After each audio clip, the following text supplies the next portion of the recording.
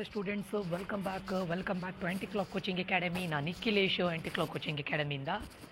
Students, ನಾಳೆ chemistry exam, one of the important exam and last exam ಅಂತ ಹೇಳಿದರೆ, ಯಾರ್ಯಾರು ಸೈನ್ಸ್ ತಗೊಂಡಿದ್ದೀರಾ ಅವರಿಗೆ ನಿಮಗೆ PCM ಮೇಜರ್ ಸಬ್ಜೆಕ್ಟು ಮ್ಯಾಟರ್ ಆಗೋದು ನಿಮಗೆ ಫಿಸಿಕ್ಸ್, ಕೆಮಿಸ್ಟ್ರಿ, ಮ್ಯಾಥಮೆಟಿಕ್ಸು. ಸೊ ಒಂದು ಎಕ್ಸಾಮ್ ಇದೆ, ಕೆಮಿಸ್ಟ್ರಿ ಒಂದು ಆದರೆ ಆಲ್ಮೋಸ್ಟ್ ನಿಮ್ಮ ಎಕ್ಸಾಮ್ ಮುಗ್ದಾಗೆ. ಉಳಿದಿದ್ದು ಇದೆ, I know that. Computer science ಇದೆ, ಬಯಾಲಜಿ ಇದೆ, ಲ್ಯಾಂಗ್ವೇಜಸ್ ಇದೆ, ಇಂಗ್ಲೀಷ್ ಇದೆ. ಬಟ್ ಸ್ಟಿಲ್ ನಿಮಗೆ ಮೇಯ್ನ್ ಸಬ್ಜೆಕ್ಟ್, ನಿಮಗೆ CET ರ್ಯಾಂಕಿಂಗ್ ಅಥವಾ ಇಂಜಿನಿಯರಿಂಗ್ ಜಾಯ್ನ್ ಆಗಲಿಕ್ಕೆ ಮೇಜರ್ ಸಬ್ಜೆಕ್ಟ್ ಕನ್ಸಿಡರ್ ಮಾಡೋದು PCM. ಅದು ಆಲ್ಮೋಸ್ಟ್ ಕಂಪ್ಲೀಟ್ ಆಗಿದೆ. ನಾಳೆ ಆದರೆ ನಿಮ್ದು ಆಲ್ಮೋಸ್ಟ್ ಕಂಪ್ಲೀಟ್ ಆದಾಗೆ ಎಕ್ಸಾಮ್ಸು. ಸೊ ಒಂದು ಎಕ್ಸಾಮು, ನಾಳೆಗೆ ಎಕ್ಸಾಮಿಗೆ ನಿಮ್ಮ 200% ಕೊಟ್ಟು ಓದಿ. ಈಸಿ ಇರುತ್ತೆ students, no need to worry. ಈಗ ಎಲ್ರಿಗೂ ಒಂದು ಡೌಟ್ ಇರುತ್ತೆ, ಸರ್ ಎಲ್ಲ ಮಾಡಲ್ ಕ್ವಶನ್ ಪೇಪರಲ್ಲಿ ತುಂಬ ಅಪ್ಲಿಕೇಶನ್ ಟೈಪ್ ಕ್ವಶನ್ಸ್ ಕೇಳಿದ್ದಾರೆ, ಎಕ್ಸಾಂಪಲ್ ಇದೇ ರೀತಿ ಅಪ್ಲಿಕೇಶನ್ ಟೈಪ್ ಕ್ವಶನ್ಸೇ ಇರುತ್ತಾ ಅಂತ ಕೇಳ್ತಾ ಇದ್ದೀರಾ. ಸೊ ನಾನು ಏನು ಹೇಳೋದು ಕೇಳಿದರೆ, ನಿಮಗೆ ಪಾಸ್ ಆಗಲಿಕ್ಕೆ ಏನೂ ಪ್ರಾಬ್ಲಮ್ ಇಲ್ಲ ಸ್ಟೂಡೆಂಟ್ಸ್. ಅಂದರೆ ಒಂದು 40ವರೆಗೆ ತೆಗಿಲಿಕ್ಕೆ ಏನೂ ಪ್ರಾಬ್ಲಮ್ ಇಲ್ಲ. ಓಕೆ, 40ವರೆಗೆ ಈಸಿ ಕ್ವಶನ್ಸ್ ಇರುತ್ತೆ. ಔಟ್ ಆಫ್ 70 40 ಮಾರ್ಕ್ಸು ಈಸಿ ಕ್ವಶನ್ಸೇ ಇರುತ್ತೆ. You can solve all the questions very easily. ಅದರಲ್ಲಿ ಅದಾದ ನಂತರ 40 to 60 ಏನಿದೆ, ಅಥವಾ 50 to 60 ತೆಗಿಲಿಕ್ಕೆ ಸ್ವಲ್ಪ ನಿಮ್ಮ ಹಾರ್ಡ್ ವರ್ಕ್ ಬೇಕು. ಅದರ್ ದ್ಯಾನ್ ಇಂಪಾರ್ಟೆಂಟ್ ಕ್ವಶನ್ಸನ್ನು ಬಿಟ್ಟು ಸ್ವಲ್ಪ ಹಾರ್ಡ್ ವರ್ಕ್ ಬೇಕು. 60+ಗೆ ಸ್ವಲ್ಪ ಅಪ್ಲಿಕೇಶನ್ ಟೈಪ್ ಕ್ವಶನ್ಸನ್ನು ಕೂಡ ನೀವು ಸಾಲ್ವ್ ಮಾಡುವ ಕೆಪಬಿಲಿಟಿಲಿ ಇರಲೇಬೇಕು 60+ಗೆ. ಸೊ ಅಪ್ ಟು 55 60ವರೆಗೆ ಏನೂ ಪ್ರಾಬ್ಲಮ್ ಇಲ್ಲ. ಡೈರೆಕ್ಟ್ ಕ್ವಶನ್ ಕೇಳೋದನ್ನು ಕೇಳ್ತಾರೆ, ಆಯಿತಾ. ಅದರ ನಂತರ ನಾನು ಹೇಳಿದೆ ನೋಡಿ, 60+ಗೆ ಸ್ವಲ್ಪ ಅಪ್ಲಿಕೇಶನ್ ಟೈಪ್ ಕ್ವಶನ್ಸನ್ನು ಕೇಳ್ತಾರೆ. ಓಕೆ, ಸೊ ಆಲ್ರೆಡಿ ನಮ್ಮ ಗ್ರೂಪಲ್ಲಿ ನಾನು ನಿಮಗೆ ಆಲ್ರೆಡಿ ಮಾಡಲ್ ಕ್ವಶನ್ ಪೇಪರ್ 3 ಮಾಡಲ್ ಕ್ವಶನ್ ಪೇಪರ್ನ ಸೊಲ್ಯೂಷನ್ಸನ್ನು ಪ್ರೊವೈಡ್ ಮಾಡಿದ್ದೇನೆ. ಪ್ಲಸ್ ಮೋಸ್ಟ್ ಇಂಪಾರ್ಟೆಂಟ್ ಕ್ವಶನ್ಸನ್ನು ಕೂಡ ಪ್ರೊವೈಡ್ ಮಾಡಿದ್ದೇನೆ. ಎಲ್ಲ ಡಿಸ್ಟ್ರಿಕ್ಟ್ ಪೇಪರ್ನು ಪ್ರೊವೈಡ್ ಮಾಡಿದ್ದೇನೆ. ಅದರದ್ದು MCQs ಆನ್ಸರ್ಸನ್ನು ಕೂಡ ಪ್ರೊವೈಡ್ ಮಾಡಿದ್ದೇನೆ. ಆ್ಯಂಡ್ ಇಲ್ಲಿ ನೋಡಿ ಸ್ಟೂಡೆಂಟ್ಸು, ಇಲ್ಲೊಂದು ನಿಮಗೆ PDF ಇದೆ. ಇದು ತುಂಬ ಇಂಪಾರ್ಟೆಂಟ್ ಆಗುತ್ತೆ ಸ್ಟೂಡೆಂಟ್ಸ್. ಯಾಕೆ ಕೇಳಿದರೆ, ಈಗ ನಿಮಗೆ ಅಪ್ಲಿಕೇಶನ್ ಟೈಪ್ ಕ್ವಶನ್ಸ್ ಬಂತು, ಸರ್ ನನಗೀಗೊಂದು 40 ಮಾರ್ಕ್ಸಿಗೆ ನಾನು ಬರೆದೆ, 45 ಮಾರ್ಕ್ಸಿಗೆ ನಾನು ಬರೆದಿದ್ದೀನಿ ಔಟ್ ಆಫ್ 70, ಉಳಿದದಲ್ಲೇ ಅಪ್ಲಿಕೇಶನ್ ಟೈಪ್ ಕ್ವಶನ್ಸ್ ಬಂದಿದೆ, ಹೇಗೆ ಇದು ಮಾಡೋದು ನೋಡಿ ಸ್ಟೂಡೆಂಟ್ಸ್. ಈ PDF ನಮ್ಮ ಗ್ರೂಪಲ್ಲಿ ಶೇರ್ ಮಾಡಿದ್ದೇನೆ. ಯಾರ್ಯಾರು ಗ್ರೂಪಲ್ಲಿ ಇಲ್ಲ ಬೇಕು ಅಂತಿದ್ರೆ ದಯವಿಟ್ಟು ಗ್ರೂಪಿಗೆ ಜಾಯ್ನ್ ಆಗಿ. ನಾನು ಖಂಡಿತ ಈ PDF ಪ್ರೊವೈಡ್ ಮಾಡ್ತೇನೆ. ಇಲ್ಲಿ ನೋಡಿ, ನಿಮ್ಗೆ ಇದರಲ್ಲಿ ಏನಾಗುತ್ತೆ, ಪಾರ್ಟ್ ಎ ಫಸ್ಟ್ ಕ್ವಶನ್ ಸೊಲ್ಯೂಷನಿಂದ ಬರುತ್ತೆ, second question electrochemistry, second and third question, fourth question chemical kinetics, fifth question D&F blocks, sixth question coordination compound, seventh question haloalkanes and haloarenes, 8th 9th ಕ್ವಶನ್ನು alcohols, phenols and ethers, 10th 11th aldehydes, ketones and carboxylic acid, 12th 13th amines, 14th 15th biomolecules. ಸರಿಯಾ, ಇದೇ ರೀತಿ ನೋಡಿ ನಿಮಗೆ fill in the blanks first ಸೊಲ್ಯೂಷನ್ಸಿಂದ ಬಂದಿರುತ್ತೆ. ಈ ಕ್ವಶನ್ಸನ್ನು ನೋಡಿದವರಿಗೆ ನೀವೇ MCQ ಮತ್ತು ಫಿಲ್ ಇನ್ ದ ಬ್ಲ್ಯಾಂಕ್ಸ್ ಮಾಡ್ಬೋದು. ಈಗ ನೋಡಿ, ನೀವೀಗ 2 ಮಾರ್ಕ್ಸ್ ಕ್ವಶನ್ಸಿಗೆ ಹೋದ್ರಿ ಸ್ಟೂಡೆಂಟ್ಸು. ಓಕೆ, ಸೊ ಇದರಲ್ಲಿ ನೋಡಿ ಕ್ವಶನ್ ನಂಬರ್ 27, 28, 29 ಅಲ್ಲಿ ನಂಬರ್ನ ಹಾಕಿ 3 into 3 9 ಮಾರ್ಕ್ಸ್ ಇರುತ್ತೆ.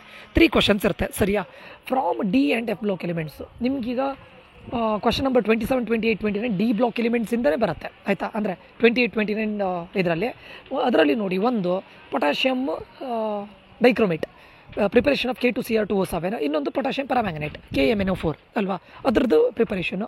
ಅದು ಬಿಟ್ಟರೆ lanthanides contraction and its consequences, reasons for transition elements, whatever ಅದೆಲ್ಲ ಇದೆಯಲ್ಲ ಅದು ಬಿಟ್ಟರೆ calculation of magnetic moment, it might be CO+3 Cu2+, ಅದೆಲ್ಲದನ್ನು ಕೊಟ್ಟಿದ್ದೇನೆ. ಇದರಲ್ಲಿ ವೆರಿ ವೆರಿ ಇಂಪಾರ್ಟೆಂಟ್ ಇದೆ ನೋಡಿ students.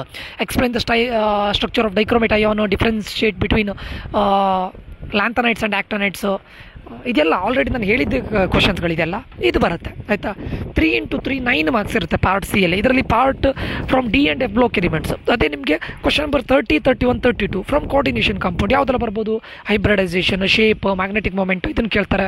Explain about Werner's theory, crystal field, splitting in octahedral and tetrahedral complex, isomerism, ಇದೆಲ್ಲ ಆಲ್ರೆಡಿ ನಾನು ಹೇಳಿದ್ದೇನೆ. ಇದರಿಂದ ಬರುತ್ತೆ ಅಲ್ವಾ, 30, 31, 32. ಈಗ ನೋಡಿ, ಈ ಚಾಪ್ಟ್ರಿಂದ ಇಲ್ಲಿ ಯಾವುದಾದ್ರೂ ಕ್ವಶನ್ ನಿಮಗೆ ಟ್ವಿಸ್ಟ್ ಕೇಳಿದ್ರು ಅಂತ ಅಂದ್ಕೊಳ್ಳಿ. ಆವಾಗ ನೀವೇನು ಮಾಡಬೇಕು, ಆಲ್ ಆಫ್ ಸಡನ್ ನಿಮ್ಗೆ ಗೊತ್ತಾಗಿಲ್ಲ ಅಂತ ಹೇಳಿದ್ರೆ ಅದನ್ನು ಬಿಟ್ಟು ಮುಂದಿನ ಕ್ವಶನಿಗೆ ಹೋಗಿ. ಯಾವ್ದು ಗೊತ್ತಿದೆ ಅದನ್ನು ಫಸ್ಟ್ ಕಂಪ್ಲೀಟ್ ಮಾಡಿ. ಅದಾದ ನಂತರ ಒಂದು ಟೈಮ್ ನಿಮ್ಗೆ ಗೊತ್ತಿರೋ ಕ್ವಶನ್ಸನ್ನು ಕಂಪ್ಲೀಟ್ ಮಾಡಿ ಆದಮೇಲೆ ಪುನಃ ಬಂದು ಆ ಕ್ವಶನ್ಸನ್ನು ಓದಿ. ಈ ಕ್ವಶನ್ ಯಾವ ಚಾಪ್ಟ್ರಿಂದ ಬರುತ್ತೆ, ಈ ಚಾಪ್ಟ್ರಿಂದ. ಸೊ 30, 31, 32 ಇದು ಯಾವುದೋ ಒಂದು ಕ್ವಶನ್ ಯಾವ ಚಾಪ್ಟ್ರಿಂದ ಬರುತ್ತೆ.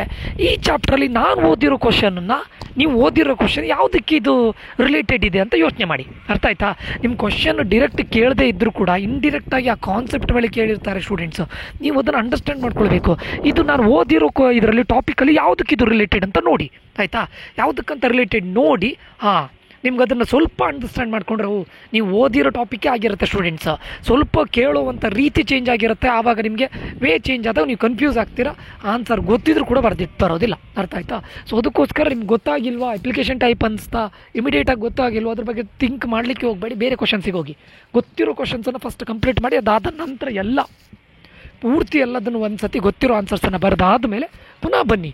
ನಾನು ಓದಿರೋ ಚಾಪ್ಟ್ರಲ್ಲಿ ಅಂದರೆ ಈ ಚಾಪ್ಟ್ರಿಂದ ಬರುತ್ತೆ, ಈ ಚಾಪ್ಟ್ರಲ್ಲಿ ಯಾವುದಕ್ಕೆ ರಿಲೇಟೆಡ್ ಇರ್ಬೋದು ಈ ಟಾಪಿಕ್ಕು ಅಥವಾ ಕೇಳಿರೋ ಕ್ವಶನ್ಸು, ಆ ಟಾಪಿಕನ್ನು ಬರೆದಿಟ್ಟು ಬನ್ನಿ. ಅಟ್ಲೀಸ್ಟ್ ನಾನು ಹೇಳ್ತಾ ಇರೋದು ಆಗಲೇ ಇಲ್ಲ ಅಂತಾದರೆ. ಅರ್ಥ ಆಯ್ತಾ? ಇದನ್ನೇ ಹೇಳ್ತಾ ಇರೋದು ಸ್ಟೂಡೆಂಟ್ಸ್. ಮತ್ತು ಈ PDF ಅಲ್ಲಿ ನೋಡಿ ಯಾವ್ದು ಕೇಳ್ತಾರೆ, 34, 35 ಎಲೆಕ್ಟ್ರೋಕೆಮಿಸ್ಟ್ರಿಯಿಂದ ಏನು ಕೇಳ್ತಾರೆ ಅದೇ ಹೇಳಿದ್ದಾರೆ. ಸೊಲ್ಯೂಷನ್ಸಿಂದ ಏನು ಕೇಳ್ತಾರೆ, ideal, non ideal, positive, negative, ಇದರಲ್ಲಿ ಕಂಪ್ಲೀಟ್ ಇದೆ ಸ್ಟೂಡೆಂಟ್ಸ್, ಪೂರ್ತಿ ಕಂಪ್ಲೀಟ್. ಪಾರ್ಟಿಯಲ್ಲಿ ಫಿಸಿಕಲಿಂದ ಪ್ರಾಬ್ಲಮ್ಸ್ ಏನಾಗುತ್ತೆ, only from textbook. Solutions ನೋಡಿ, only from textbook based on colligative property, ಅದ್ರ ಮೇಲೆ ಕೇಳಿದ್ದಾರೆ. ಮತ್ತು ಎಲೆಕ್ಟ್ರೋಕೆಮಿಸ್ಟ್ರಿಯಿಂದ ನೋಡಿ, only from textbook based on Kohlrausch law, ಅದೇ ಅದ್ರ ಮೇಲೆ ಕೇಳ್ತಾರೆ. ಅಥವಾ 2.4, 2.5 ಎಕ್ಸಾಂಪಲ್ಸ್ ಮೇಲೆ ಕೇಳ್ತಾರೆ. ಫ್ಯಾರಡೇಸು ಅಥವಾ ನರ್ಸ್ ಈಕ್ವೇಷನ್ನು, ಇದ್ರ ಮೇಲೆ ಕ್ವಶನ್ ಕೇಳ್ತಾರೆ. ಕೆಮಿಕಲ್ ಕೈನೆಟಿಕ್ಸಿಂದ only from textbook. Rate constant ಅಥವಾ ಆರ್ಡರ್, ಹಾಫ್ ಲೈಫ್ ಪೀರಿಯಡ್, ಇದ್ರ ಮೇಲೆ ಕ್ವಶನ್ ಕೇಳ್ತಾರೆ. ಸೊ ಈ PDF ಅಲ್ಲಿ ತುಂಬ ಇಂಪಾರ್ಟೆಂಟ್ ಇದೆ ಸ್ಟೂಡೆಂಟ್ಸ್. ಎಷ್ಟನೇ ಕ್ವಶನು ಯಾವ ಟಾಪಿಕ್, ಯಾವ ಚಾಪ್ಟ್ರಿಂದ ಕೇಳ್ತಾ ಇದ್ದಾರೆ, ಏನು ಟಾಪಿಕ್ ಮೇಲೆ ಕೇಳ್ತಾರೆ, ಟಾಪಿಕ್ನ ನೋಡ್ಕೊಳ್ಳಿ ಸ್ಟೂಡೆಂಟ್ಸ್. ಅದೇ ಟಾಪಿಕ್ ಮೇಲೆ ಕ್ವಶನ್ ಕೇಳ್ತಾರೆ, ಬಟ್ ನಿಮಗೆ ಉಲ್ಟಾಗಿ ಕೇಳಿದಾಗ ನೀವು ಇದಾಗಿ ಬಿಡ್ತೀರಾ, ಪ್ಯಾನಿಕ್ ಆಗಿ ಬಿಡ್ತೀರಾ, ಆನ್ಸರೇ ಬರೆಯೋದಿಲ್ಲ. ಓಕೆ, ಸೊ ಈ PDF ಬೇಕಾದವರು ನಮ್ಮ ಗ್ರೂಪಿಗೆ ಜಾಯ್ನ್ ಆಗಿ, ಗ್ರೂಪಲ್ಲಿ ಮತ್ತೆ ಪ್ರೊವೈಡ್ ಮಾಡ್ತಾರೆ. ಪ್ಲಸ್ ಇದು ನೋಡಿ, ಕರ್ನಾಟಕ ಸ್ಟೇಟ್ ಅವರು, ಕರ್ನಾಟಕ ನಮ್ಮ ಎಕ್ಸಾಮಿನೇಷನ್ ಅಥಾರಿಟಿ ಅವರು ಬಿಟ್ಟಂತಹ ಒಂದು ಏನು ಕ್ವಶನ್ ಬ್ಯಾಂಕ್ ಇದು, ಎಲ್ಲದರದ್ದು MCQ, ಚಾಪ್ಟರ್ ವೈಸ್ MCQ ಮತ್ತು ಫಿಲ್ ಇನ್ ದ ಬ್ಲ್ಯಾಂಕ್ಸ್ ಇದೆ, ವಿತ್ ಆನ್ಸರ್ಸ್ ಕೂಡ ಇದೆ. Fill in the blanks with answers. So ಇದನ್ನು ಕೂಡ ನಾನು ಗ್ರೂಪಲ್ಲಿ ಶೇರ್ ಮಾಡ್ತೇನೆ. ನಮ್ಮ ಆ್ಯಂಟಿಕ್ಲಾಕ್ ಕೋಚಿಂಗ್ ಅಕಾಡೆಮಿ ಗ್ರೂಪಿಗೆ ಜಾಯ್ನ್ ಆದವರಿಗೆ ಇದನ್ನು ಶೇರ್ ಮಾಡ್ತೇನೆ. ಶಾರ್ಟ್ಲಿ ಇವಾಗಲೇ ಶೇರ್ ಮಾಡ್ತೇನೆ, ಯಾಕಂದರೆ ಉಳಿದದ್ದೆಲ್ಲದನ್ನು ಶೇರ್ ಮಾಡಿದ್ದೇನೆ. ಯಾರ್ಯಾರು ಜಾಯ್ನ್ ಆಗಿಲ್ಲ ಆದಷ್ಟು ಬೇಗ ಜಾಯ್ನ್ ಆಗಿ, ಬೇಕಾದರೆ ಮತ್ತೆ ಕೂಡ ಶೇರ್ ಮಾಡ್ತೇನೆ, ನಿಮ್ಗೆ ಇದು ಸಿಗುತ್ತೆ. ಅರ್ಥ ಆಯ್ತಾ? ಸೊ ನೋಡ್ಕೊಳ್ಳಿ ಸ್ಟೂಡೆಂಟ್ಸ್, ಯಾರ್ಯಾರು ಜಾಯ್ನ್ ಆಗಿಲ್ಲ ಆದಷ್ಟು ಬೇಗ ಜಾಯ್ನ್ ಆಗಿ. ಈ ವಿಡಿಯೋದ ಡಿಸ್ಕ್ರಿಪ್ಷನ್ ಬಾಕ್ಸಲ್ಲಿ ಅದರದ್ದು ಲಿಂಕನ್ನು ಕೊಟ್ಟಿರ್ತೇನೆ. ಅದೇ ರೀತಿ ಈ ಒಂದು ವಿಡಿಯೋವನ್ನು ನೋಡಿ ಲೈಕ್ ಮಾಡೋದನ್ನು, ಸಬ್ಸ್ಕ್ರೈಬ್ ಮಾಡೋದನ್ನು, ಶೇರ್ ಮಾಡೋದನ್ನು ಮರಿಬೇಡಿ ಸ್ಟೂಡೆಂಟ್ಸು. ಡೋಂಟ್ ವರಿ, ಎಕ್ಸಾಮ್ಸ್ ತುಂಬ ಈಸಿ ಇರುತ್ತೆ, ನೋ ನೀಡ್ ಟು ವರಿ. ನಿಮ್ಗೆ ಹೇಳಿದ್ದೇನಲ್ಲ, ಫಸ್ಟು ಏನು ಮಾಡಿ, ವೆರಿ ಇಂಪಾರ್ಟೆಂಟ್ ಕ್ವಶನ್ಸನ್ನು ಮಾಡಿ. ಆಯಿತಾ? ನಾನು ಹಿಂದ್ಗಡೆ ಏನು PDF ತೋರಿಸಿದ್ದೇನೆ, ಈ PDF ಅಲ್ಲೂ ಕೂಡ ವೆರಿ ಇಂಪಾರ್ಟೆಂಟ್ ಕ್ವಶನ್ಸ್ ಇದೆ. ಮೊದಲು ಕಳಿಸಿರೋ PDF ಅಲ್ಲೂ ಕೂಡ ಇಂಪಾರ್ಟೆಂಟ್ ಕ್ವಶನ್ಸ್ ಇದೆ. ಇದು ಸ್ವಲ್ಪ ಯೂಸ್ಫುಲ್ ಯಾಕಂತ ಕೇಳಿದ್ರೆ, ಎಷ್ಟನೇ ಕ್ವಶನ್ ಯಾವ ಚಾಪ್ಟ್ರಿಂದ ಯಾವ ಟಾಪಿಕ್ ಮೇಲೆ ಅಂತ ಇದೆ. So this is very important. Go through this ones, then do the model question paper. Model question ಪೇಪರಲ್ಲಿ ಏನೇನು ಅಪ್ಲಿಕೇಶನ್ ಟೈಪ್ ಕ್ವಶನ್ಸ್ ಕೊಟ್ಟಿದ್ದಾರೆ ಅದರ ಆನ್ಸರ್ಸನ್ನು ಕೂಡ ನಾನು ಶೇರ್ ಮಾಡಿದ್ದೇನೆ. ಅದಾದ ನಂತರ ಎವ್ರಿ ಚಾಪ್ಟ್ರಿದು ಒಂದು PDF ಅನ್ನು ಕೊಟ್ಟಿದ್ದೇನೆ. ಅದರಲ್ಲಿ ಸಣ್ಣ ಪುಟ್ಟ ಮಿಸ್ಟೇಕ್ ಇದೆ ಆ್ಯಕ್ಚುಲಿ, ಅದನ್ನು ನೋಡ್ಕೊಳ್ಳಿ ಆಯಿತಾ. ಸೊ ಅದು ಬಿಟ್ಟರೆ ಡಿಸ್ಟ್ರಿಕ್ಟ್ ಪೇಪರ್ ಇದು ಎಲ್ಲದ್ರದ್ದು ಕಳಿಸಿದ್ದೇನೆ. ಸೊ ಇದಿಷ್ಟು ಮಾಡಿದರೆ ನಿಮಗೆ 60+ ಫಾರ್ ಶೋರ್ ಬರುತ್ತೆ, ಇದರಲ್ಲಿ ಏನೂ ಡೌಟ್ ಇಲ್ಲ. ಬಟ್ ಅಪ್ಲಿಕೇಶನ್ ಕ್ವಶನ್ಸನ್ನು ಹೇಗೆ ನೀವು ಅಂಡರ್ಸ್ಟ್ಯಾಂಡ್ ಮಾಡ್ಕೊತೀರ ಅದ್ರ ಮೇಲೆ ಡಿಪೆಂಡ್ ಆಗಿರುತ್ತೆ.